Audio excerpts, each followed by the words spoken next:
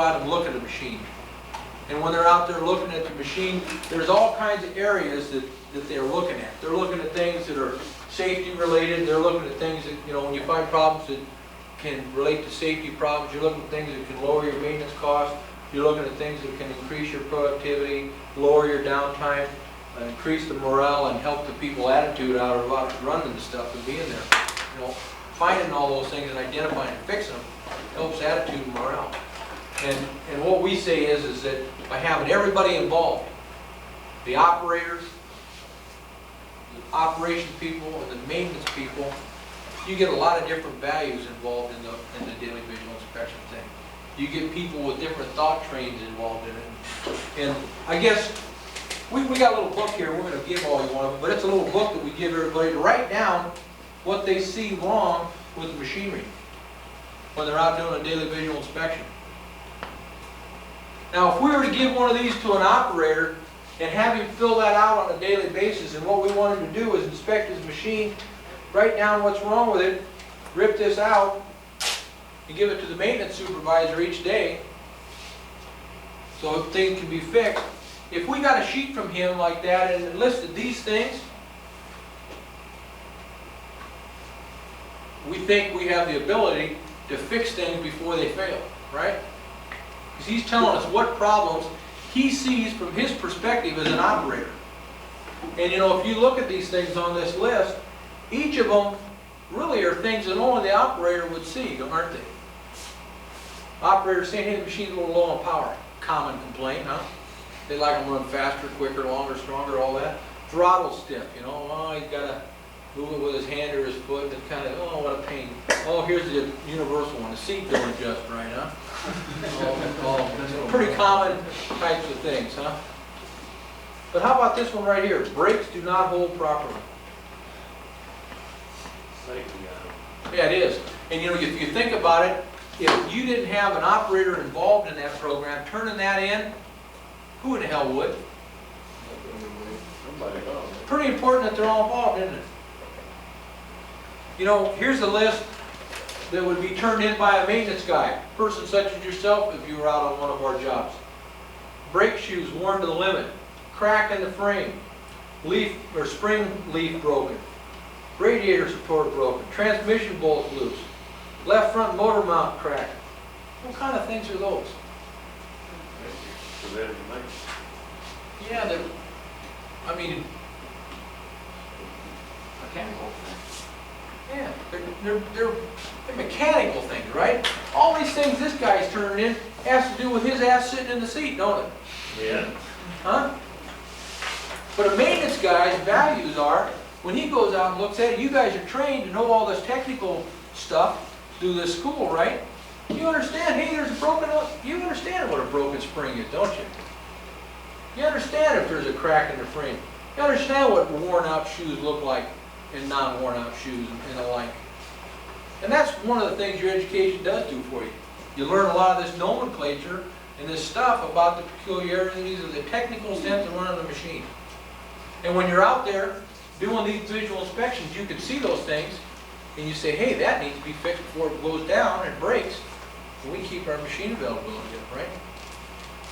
You know, if you were to have one of these sheets turned in by a supervisor, a guy who's responsible for moving dirt with the machinery, what kind of things is he going to turn in? What are these things like? They do productivity. Yeah, there you go. They're productive things. The bucket hoist speed is slow. That means the bucket hoist speed goes up slow, and he can't move as much dirt, isn't it? Now that's a hell of a program, isn't it? Now,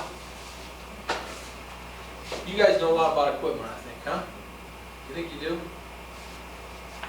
If you were to look at the comment, the bucket hoist speed is slow, what's the first thing that you think of wrong with that machine? Hydraulic pumps. Yeah, everybody says it. Hydraulic pumps. Hydraulic pumps. So what should we do? Huh? Sure, filter. Fix it in all right first. I thought you'd say put a new pump on it. Huh? I don't mean it. I'd run it. If it was my business, I might put a pump on it. Yeah. If somebody else paying for it, you can put a new pump on it. And all the markup involved with it, right? They take a hole in it, or might have a blood filter in it.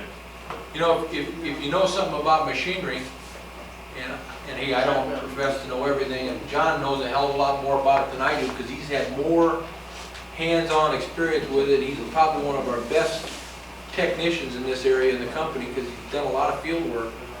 If you were to ask him that comment, what's the first thing you check, John? Engine RPM. Why engine RPM? That's right, that's 100, that's right. Why? Because the first thing is got excessive black smoke, and another thing is you're probably not turning your hydraulic pump fast enough to get your cycle timed up. If the engine ain't turning fast enough, the hydraulic pump ain't turning fast enough, it ain't pumping enough oil to raise this thing up and down, is it? Huh? Boy, there's value with these things these guys are turning in on the production basis, isn't there? If you're working this machine in Arizona and you're not turning the engine fast enough, what else kind of problem you got? You got heating problems. Why? Because it's hot outside. Hell, it's 113 degrees. You got heating problems because the fan ain't going around, right? If the fan ain't going around and ain't cooling right, what happens next, John? Now then you start seizing engines, all kinds of things. Cracking heads. Cracking heads. God, can you save money with this program? Fellas, it's astronomical. The money that you can save doing preventative maintenance. And that's really what the business is about. Business is about repairing things before they fail. And in the case of the construction business, you want to do that anyhow because you want to have your machine up and running and get the availability and the low cost required to compete in the marketplace and to get your work done on time. And the visual inspection program is the way that you really get that done. Now, there's all kinds of things that we can talk about. Turn the light on, John. But again, what we want to do is give each one of you one of these books. And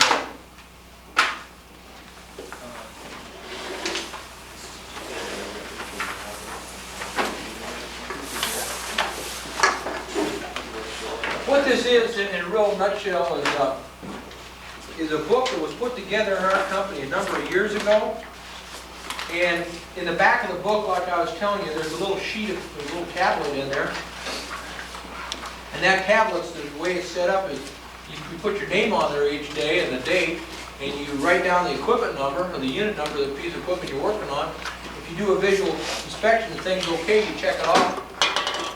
If it's not okay, you write down what's wrong with it. In the front of the book, there's kind of a guide in there. Turn to page, let's say page 6. There's some typical things that you look at, on air intake systems, cooling systems, and the like, to do a visual inspection. Everybody see that? Yeah. There's diesel engines, electrical, exhaust systems, fuel and lubrication, hydraulic systems, power distribution. There's all kinds of things. If you turn over to page, let's turn over to page number 17. Right? Page 17, you got what's required to do on a visual inspection on a crawler tractor, huh? Those are the things you look at on like a D10. Look down there at item number 13A. Remember what we were looking at earlier on that undercarriage? Those tracks? Loose bolts and sprocket segments, master link, rollers, rock guards, and track pads. It's right there. Something needs to be looked at every day, huh? This is a guidebook. We think it's pretty good. It's got equipment numbers. These 5 numbers are prefixes. And that relates to our equipment numbering system in our company. But just about every piece of construction equipment that's out there, it's a guide to tell you what to look at on a daily basis. Now, how long does it take to do a visual inspection? Huh? Sure, it kind of depends. But essentially, it's going to take 5 to 10 minutes each day. And again, what we like to do is we like to see a lot of different people involved in it. Operators, maintenance people like yourself, operational guys to get a lot of different values and input on the problems with our machines so we can get a good overall operational availability on the machine. Any questions on that? 5-minute break, guys. Talk about something else when we come back. You know, after time, all of you, once you get used to doing this, you learn a little bit about the machinery. And a guidebook probably isn't all that important. So eventually, what you end up with, just carry around one of the little pamphlets, don't you? And I guess the question is why is this thing so small? Fit in your pocket. Huh? Fit in your pocket. So you can fit in your pocket, right? Right next to your cigarette. Yeah. What's it? Right next to what? Right next to your cigarette. Right next to your heart, man. God damn, you know. But why would you want to have it so it's in your pocket? So you ain't got no excuse for not having it. So you ain't got no, huh? Thanks for having it, huh? So you don't have any reason for not having Then it. you toolbox or in your pickup, you wouldn't use it. So you can just pull it out. Yeah, that's the whole deal. The idea behind these is you want to be able to write things down. And really, when you look at developing maintenance on a project, if you don't write it down, you don't have a chance of telling somebody else what's wrong with it, do you? You really don't. And I'll tell you, guys, if you're out on a spread of equipment, and let's say that there's 25 pieces of equipment, you think you find very many things wrong with them? Somebody said no. You can always find something wrong with it. There's no equipment. You look for it. He's saying you can always find something wrong.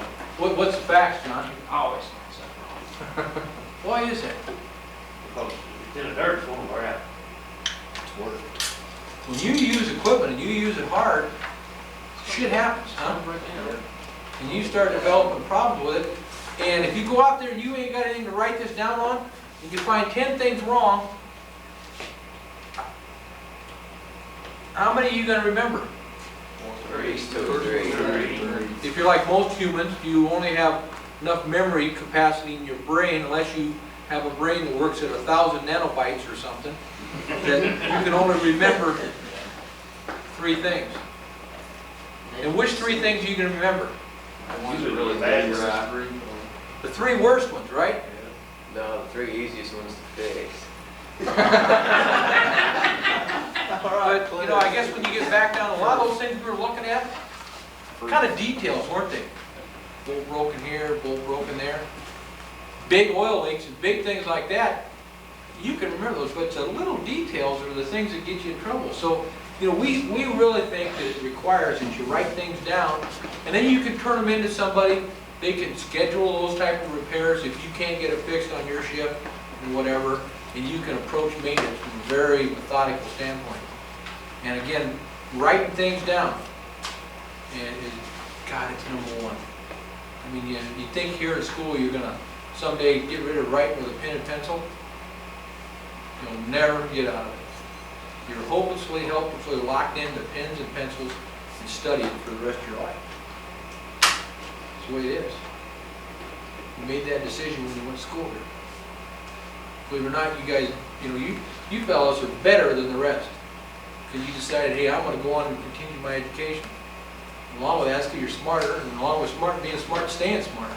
You got to keep doing more school stuff. Now, off of that horse shit and on to other things. Daily visual inspections. Are they efficient? To a point, huh? If you go out and you look at a piece of equipment once a day and you look at it for 5 to 10, 15 minutes, do you find everything that's wrong with it? No. Probably not completely, do you? And in our company, you know, the next step in this maintenance deal is scheduled preventative maintenance checks, or in the case of what we call them 500-hour checks. And what we're saying is, as a company, is that we do daily visual inspections with our equipment, and then every 500 hours, we take the equipment out of service, we schedule it out of service, and we do some type of a PM check that is very definitive. Remember, on a daily visual inspection, you did visual inspections, and you worked a little bit off of basic things, you know. On a 500-hour inspection, we have a specific checklist that goes down detailed things that you should check and complete on a scheduled basis. What's it say up here at the top of this thing here, under equipment number? One of you guys read this thing. What's it say? Thoroughly clean entire machine, provide lubrication as recommended by manufacturer, and take required oil samples for oil lab. Check last oil sample printout for indications of problems. What's all that mean? Why do you want to go clean the machine to begin with? So you can see what's wrong with it. So you can do a more thorough check of looking at it. Remember, on a daytime deal, it's just a spot check, ain't it? You got this thing scheduled out of service on a 500-hour basis, we want to take a good, hard look at what's going on, huh? When we say provide lubrication as recommended, we want to go around and see if all the grease zerks work and all those. I mean, we're double checking what this machine's really like, huh? Talk about oil samples, that's another step in equipment maintenance, but oil samples is another way of checking internal wear on components and problems and looking for them. We want to look at those results to see if we have any problems. But really, it's a defined list of what you got to do, and you're really saying, okay, my daily inspections are inefficient. Now, today, I want to check this machine out, and I want to go all the way through it and check it out and fix what's wrong so I can send it back out to work another 500 hours. And if anything pops up in the meantime, people are going to catch them on the daily visual inspection, aren't they? And that's what the program's all about, is in-depth inspection.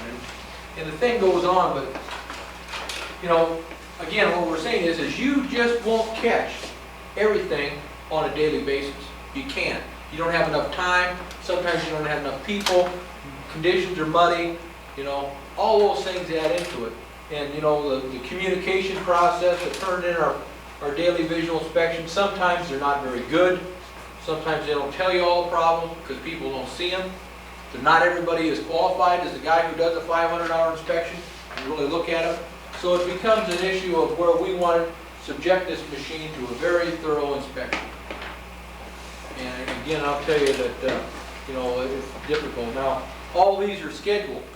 In our company, we schedule all of our maintenance off of a preventative maintenance wall chart. And what that is simply is that each project has a numerical listing of each piece of equipment on the job, and on each line of this chart, we list what the piece of equipment is, and each week we take an hour meter reading. We compare the hour meter readings on the machine to when the next 500-hour check is due, or when the next oil change is due, or when the next sample is due, and we develop our maintenance schedule on the job for doing this type of PM scheduling. As the machine racks up another 500 hours, we pull the machine out of service, schedule it so it fits everyone on the project, schedule it out of service, go through this defined length of things, really check the machine out, and put it back out on the job and run another 500 hours. Everybody understand the program? You know, so many times scheduling is a big thing. We say 500 hours, it don't have to be done exactly at 500 hours. Nobody's going to complain if you do it 10 hours early or 10 hours late or 20 hours either way. Just want to try and get it done around 500 hours. And it just seems to be, you know, from our historical experience, it's been the best overall program. You got anything to add to that, John, at all? You covered it. How long do you think it takes to do one of these? Several hours. Huh? 3 or 4 hours probably, or more. It depends on the machine. Some of them take a full shift, take 8 hours to do. But if you do it in an air compressor, you're right, a couple hours. If you start doing the detail, it's going to take you all day. Those are taking half that time to clean if it's in the mud. Could, yeah. And you know, there's all kinds of planning required to do them right. And the better you do them, the better availability you get on machines, because you find the problems. When you really get into looking at these things tough, and looking at them as hard as you can, you find a lot of things that are wrong. you got the ability to fix them before they go down. Usually on a crawler tractor like this inspection sheet you're looking at here, it's like John's saying, it's going to take a whole shift. It's going to take 8 hours just to do the inspection. And normally what you find out is that there's 16 hours or twice as many hours as the inspection to fix the things that you find wrong. So from the standpoint of our projects, we try to schedule a machine out of service for 3 shifts or 24 hours or whatever it might be, depending on the job schedule to get these things done. And in doing all that, it becomes very, very essential. If this equipment's moving around all the time, does the same mechanic follow that around with this paperwork and?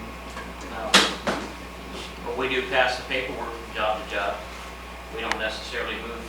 If the guy's still got work to do here, and you're gonna pull one machine off, you're not gonna pull that whole maintenance crew off the job just because you sent one machine 150 miles away. But you'll take all the history and all the records, and you'll send them to the next guy. So he's gotta run and start. What we try to do see, we've got like 250 jobs a year running. We try to have the same paperwork, the same maintenance schedule on every project. And then when everybody's working with the same lingo, when it transfers from machine to machine, you just pick up the maintenance from where they left off, huh? And there's a few more steps in the program, but you know, we have a uniform method for all of our projects. We've got a crew of maintenance people on this job over here in western Oklahoma that's completed, and you've got a job starting over here, here, and here. How do you decide who you go send that crew? Usually we know what people that's on that job are best at doing. And if the spread splits up, the asphalt spread goes one direction, we take the guys that's normally the best on the asphalt spread and send them with the hot line. We'll take the guys that's best on dirt equipment and we'll send them with the dirt equipment. What about equipment operators? Most of them stay on that piece of equipment, you switch them around a lot? Varies. It varies. Most guys like to switch after a period of time. And if you have an operation where it's not going to kill you, to move a guy off a blade and let him go around a dozer, that's what they'll do. They'll let him gain experience in everything. There's more things the guy's experienced and good at, the more valuable it is to I just mean, you know, if the same guy runs it, he can tell you a lot what's wrong with that machine. He knows it. Something's wrong with somebody else. Sure. But, you know, again, good operators can tell you about any machine he gets on. If he knows what his business, he can figure it out.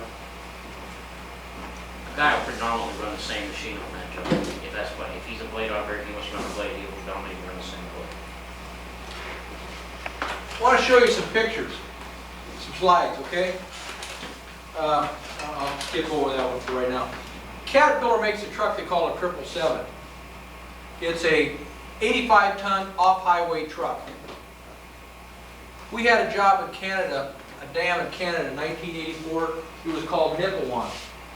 On that job, we had to excavate for a dam and then build a dam. We had to dig some dirt out, do some preparation work in the face of a mountainside. Then we had to fill the thing in and build a dam. In the course of that project, we ran these trucks a number of hours. We had 10 of these CAT 777 trucks. On that project, for the first phase of the job, the excavation period, we ran the trucks 32,865 hours. The total cost of running those trucks for equipment repairs is defined here. You know, you've got the cost of tires and tracks, equipment repairs, SC&H, so it's the small tools and supplies. Here's our maintenance labors and our labor add-on. If we take the total cost of running those trucks divided by the hours that we run them, it cost us $56.12 an hour to run them trucks. Okay? Does that mean anything to you? Is that without repair, is that with fuel, and There's no fuel in there. that's no person running? Yeah. $56.12 an hour times 32,865. That's $1,844,000 that it costs to run those 10 trucks for basically a year double shift. A lot of money? You think these costs represent a good operation or a bad operation? Probably pretty good. It's pretty reasonable, that's it. How do you guys know? Well, I would guess. Well, you gotta figure what $56 you're an gonna, what hour. that thing is worth, what you're charging the customer for. You can't lease a It's probably machine gonna and be, run it next for $56 to, an hour. what, $80 to $100 an hour? Well, based on everything that I told you today, when you put a bid together on a job, what do you gotta do? You gotta figure out how much it's gonna cost. You gotta estimate, right? Yes. In the case of this job right here, we estimated that the hourly cost per hour to run these trucks was gonna be $41. That's a hard money contract, there's no new money to be brought in, once you send that estimate in. Follow what he's saying? You lost money. Well, the first phase of that project, we said it was gonna be $41.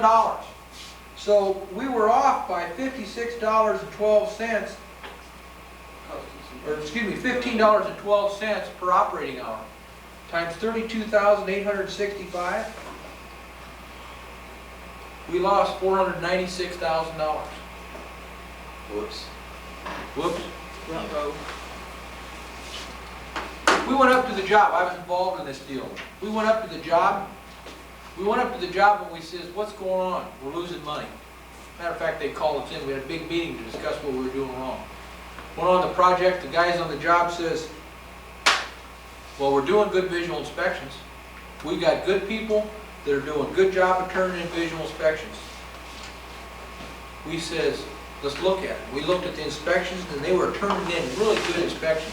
Everybody was involved, they were finding a lot of stuff, they were getting it fixed when it failed out on the job on a daily basis. They were doing everything about like I was telling you, okay? They were doing a hell of a good job. He says, let's see your 500-hour check forms on those trucks. Well, we ain't doing it. Well, why aren't you doing it? Well, we do such a good job of daily visual inspections. We find all of our problems every day. We don't need to take the machine out of service and do preventative checks. Shit, we can figure out what's wrong with it. We said, the whole thing started over. We said, you can't do that. On a daily basis, you can't find everything that's wrong with it. You've got to take a machine down and look at it real hard and do a 500-hour check and find out what's wrong with it and get it fixed. Well, after a little discussion, our guys agreed to embark on that type of a program for the remainder of the job. And what we did is we continued doing our daily visual inspections, which they were doing on a good deal, and we did 500-hour inspections on those trucks. And for the remainder of the job, we operated the trucks another 34,635 hours, and we did it for $26.72. Now, if you got a bar chart comparing those costs, the green being the first phase of the job and the yellow being the second phase of the job, this to me, in our mind, graphically illustrates the difference between 500-hour inspections and not doing them. Everybody get that? Evidently, they was missing a lot more on their daily inspection than they thought they was. That's a good comment. And the thing is although you say you're doing a good job and you're out there looking at them, it's inefficient. You just can't find everything wrong on a daily basis. You've got to take the machine, isolate it from service, operating it, and go through it and find out what's wrong. When you find these things that are wrong, you correct them and fix them. When we did that, we lowered our costs significantly because we found things that weren't being seen on a daily basis, huh? And it came back to us in the form of lower equipment repair parts, and we cut our costs from $36 an hour to $12.48. You look at the big picture on this thing, and we had something like 34,000 hours and we have $15 a difference, huh? We're talking about 70,000 hours. If we had not have done that, we would have lost another $500,000. Could have lost $1 million. As it turned out on this project, the average between the two was like $41.12. We ended up being at 12 cents over our estimate under the experience we had. You call that the learning. We broke even, didn't we? Didn't make it. How about if we would have maintained it correctly from the beginning of the job to the end? Maybe $500,000 or something. Half to 700,000, yeah. This stuff lowers your costs, and again, when you lower your costs, that gives you the ability to do the work more efficiently than the next guy. And then when you go out and you can competitively bid a job, the guy with the lowest cost will be the most competitive. You get down and bid the work the cheapest. And he also has the ability to put more markup or margin or profit in his work when he's got a low cost. Because the competition doesn't have that advantage. So it's kind of a big vicious circle, but $500 checks are a big part of this program. And we think it's, these examples show you what it's all about. And like we were talking about earlier, what the benefits are is it maintains equipment at expected productivity levels. It increases availability and lowers the unscheduled downtime on the machine. It helps to uncover problems not found during daily visual inspections. Provides time to complete the backlog of work, and that's another program that we have, but we keep a running total of what's wrong with our machines. When you schedule it out of service to do a $500 check, we try to get all of our little miscellaneous things that are wrong in the backlog of the machine repairs when we get done at that time. Increasing productivity by finding problems and scheduling repairs. It preserves the overall condition of the machine, extends economic life, and increases the resale value ultimately. It's a big part of good maintenance operation on our jobs. And in saying that, I guess I'll tell you that you just can't believe how much money can be saved under that type of a basis. It's big money. Now, we've talked about a lot of things here today, and I don't think, did anybody think we were going to talk about this when you came in here today? It's a little different than maybe you perceived originally, huh? None of you guys in this room, and I say that probably a little too liberally, some of you probably have got the experience to do it, but most of you in this room aren't prepared to go to work for us right now. Although you've gone out and you've told yourself you want to get an education, most of you really don't have the ability to do that at this point.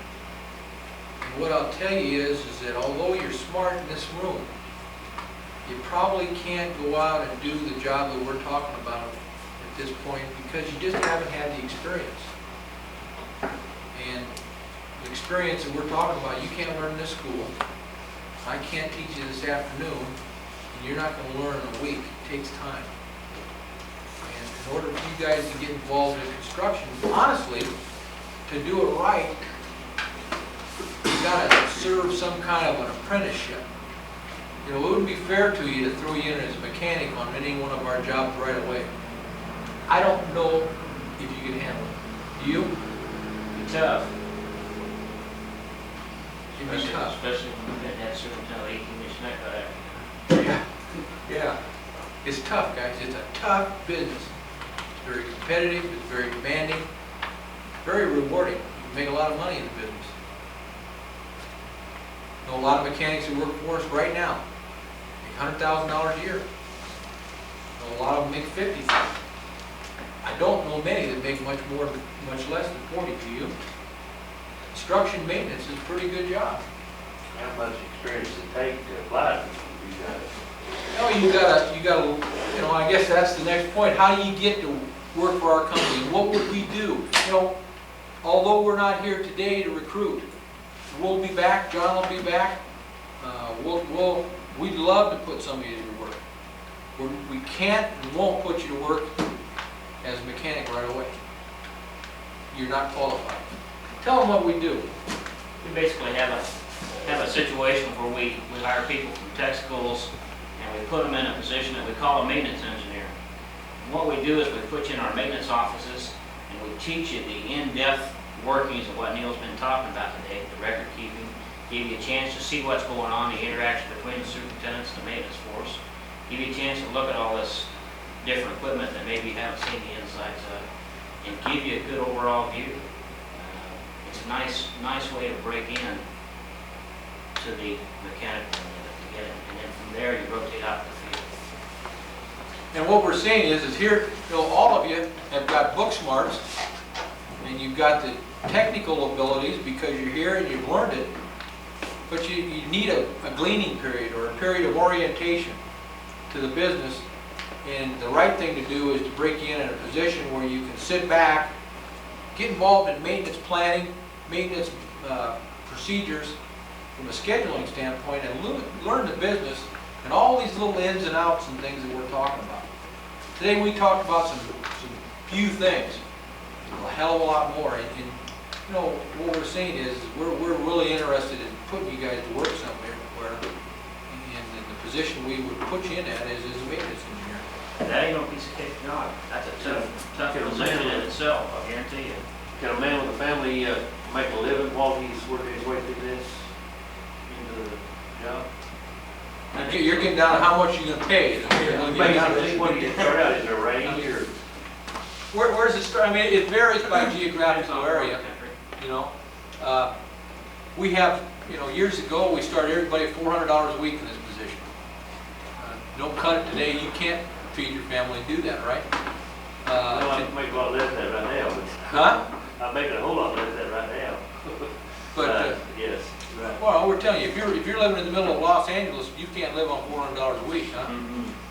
It varies. It's anywhere from 500, 550 to 900 starting position. When I start talking about 900, I'm talking about Los Angeles. 900 is skimpy in that town, believe me. But it's on an hourly basis, what are we talking about? $8.50 an hour?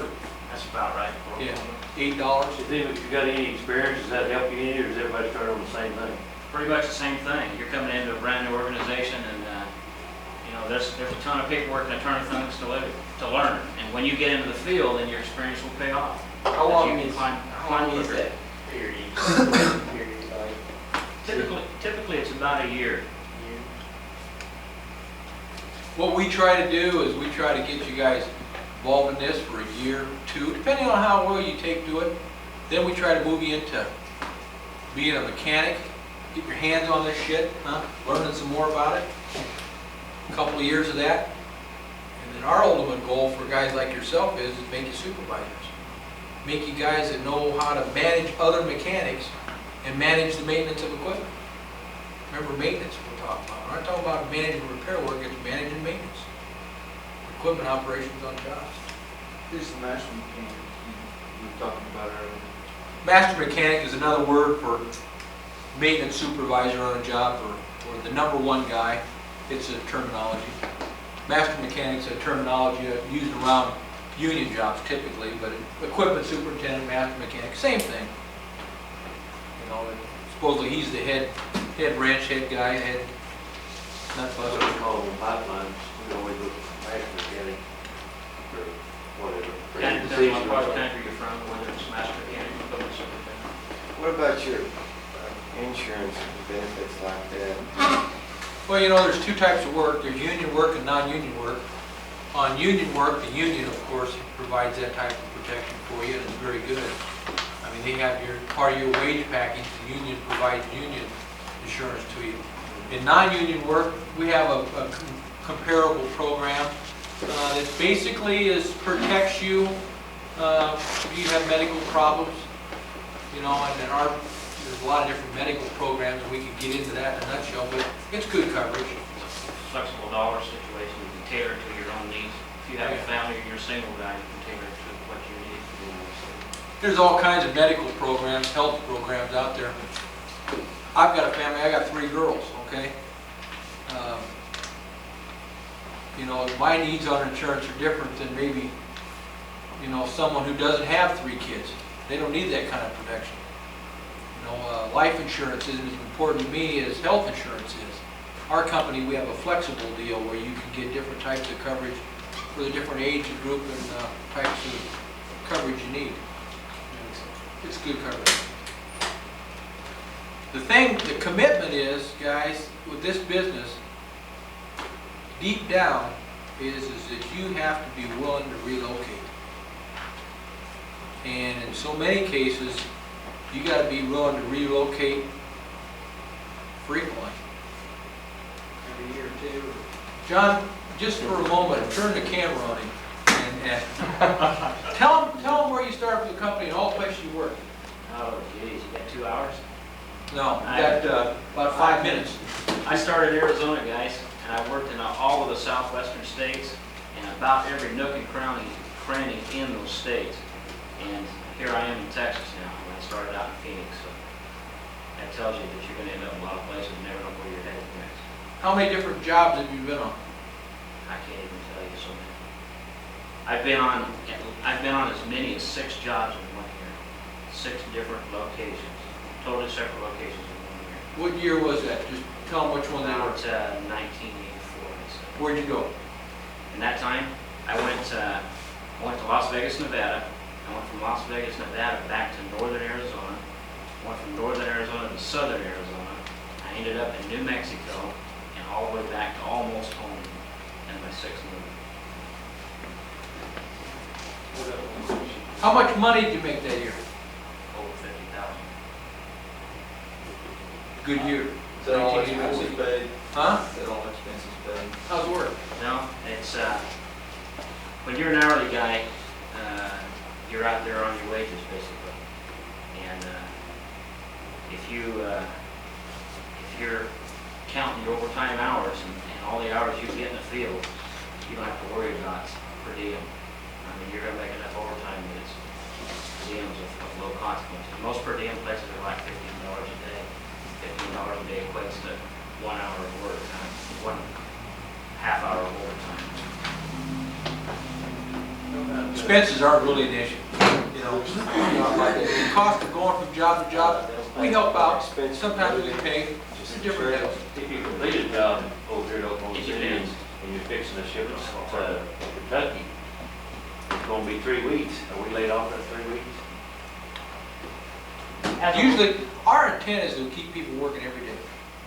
And you know, recognize you're gonna take some time off. But, you know, as an employer, we can't jack you around too much or we're gonna lose your talent, can't we? Right. We try to keep people working every day for us, and when we really don't have anything for them to do and you're working by the hour, then you gotta go home. But our overall goal was to keep you working every day and you know, on an hourly basis. We have salary positions. You get paid 24 hours a day, every day of the week. You just don't make much an hour, do you? No. But it gets down I to, usually work a lot more hours. you know, there's all kinds of deals, and I'll tell you that if you guys are interested in going to work for us and are intrigued by what we're talking about or any other construction company, you better plan on moving. You'll make a lot more money doing this than you will working in a shop. I'll guarantee you. And you make a lot more money doing this than you will be working in the oil field, I believe. But got to make some personal sacrifices, and one of them is moving. A lot of guys, they take their families with them, move on, they love it. We got guys that move every year with their families, they got trailers. They like that.